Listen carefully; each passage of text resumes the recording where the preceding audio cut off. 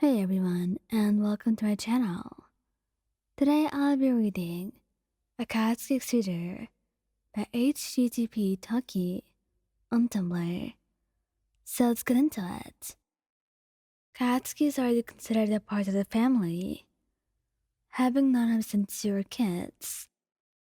The hot-headed pro hero had already stolen both your heart and the hearts of all your family members.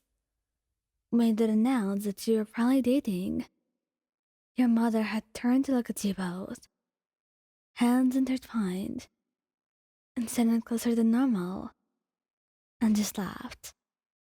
I already knew that was gonna happen. I've been calling you my son-in-law for years now, so nothing changes. And you had a party and everything. Everyone was okay with it. And the families even met. And everybody was over the moon about you two dating. Every time you visit your family, they greet the two of you with hugs and kisses. It always feel like they care more about Katsuki visiting than you. You kind of get jealous. Your mother opens the door with open arms, a giant bright smile on her aging face, as she calls out, "Hello, my favorite son." Arms going to wrap around Katsuki's wide shoulders, as she hugs him close and tight, warm, just like the traditional mother's hug. And he hugs her back with a soft, "Hey, Mom." She does not greet you with half the enthusiasm, but you just know. It's because now she has a new favorite child of her own. And even though you're pretending to be jealous, it actually was not that big of a deal. In fact, you were glad that they got along. Anyways, Katsuki is so patient and caring with your nieces and nephews. Usually, he's not too fond of kids, but with the little ones, he's so fatherly, especially with her niece. Every time she sees him, her face lights up and her arms open wide. And I scream at seeing her favorite uncle. "Uncle Tsuki, look, I have your new t-shirt. Look at it. Mom got it for me at the shops yesterday." And she runs towards the two of you, tiny feet not carrying her fast enough. Katsuki drops a squat to pick her up, so tiny in his massive arms, before swinging her around. "Wow, that's so cool. I bet you look great in it."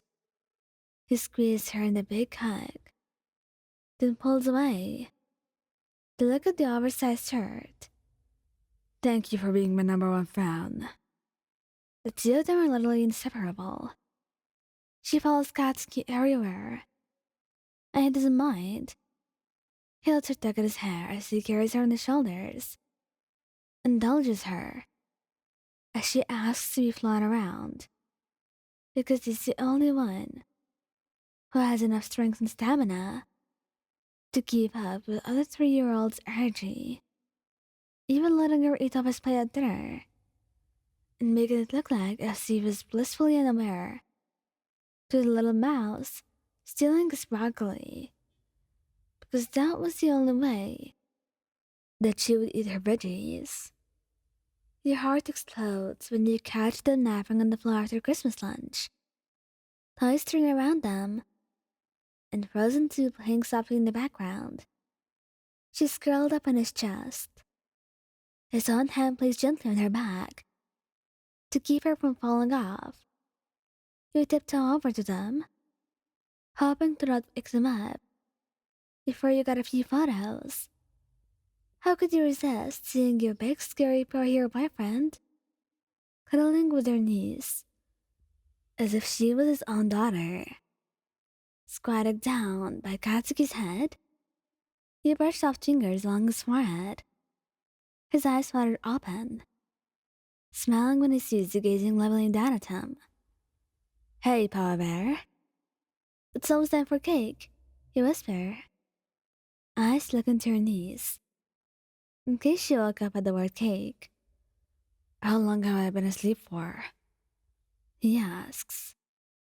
You smile, pushing her hair behind his ears. Long enough for me to clean the table up by myself, may I add? You're teasing at the end. That's not very favorite son of you. Being the favorite gets you out of things you don't want to do. You have, leaning down closer, to press your lips slightly to his forehead. Is this what being a dad's like? He whispers his question. The topic of babies and marriage had been a thing recently, but the TV were still both so young, and children were fairly a faraway goal that you were uncertain of. You didn't know if you wanted children. You didn't know if you were both capable to deal with them. But every time it came around, when your niece was there, or every time you saw Katsuki young with a kid, you would think about it again.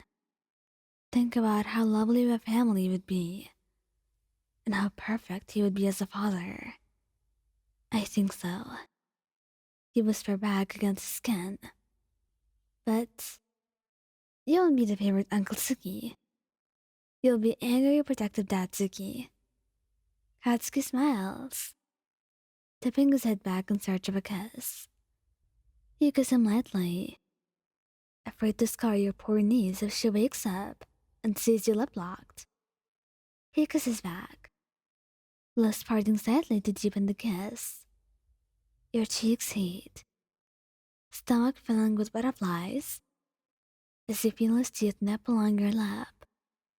You pull away, your face flushed. Keep going like that, and I'll make you a father by tomorrow. Maybe that was the plan all along. He teases back, free hand reaching up to squeeze your knee. All right then. Wake up, kid. It's time for cake. His sudden attention suddenly shifting to the sleeping toddler as he sat up and tried to wake her up as gently as he could, watching her rub at her eyes, and her eyes brightened as she registered the word cake. Maybe making Katsuki a dad wasn't such a bad idea. And even a bigger maybe, you would try it out tomorrow. Thank you guys for listening. Don't forget to like, subscribe, and comment. I hope you enjoyed listening to this as much as I did making it. Anyway, goodbye.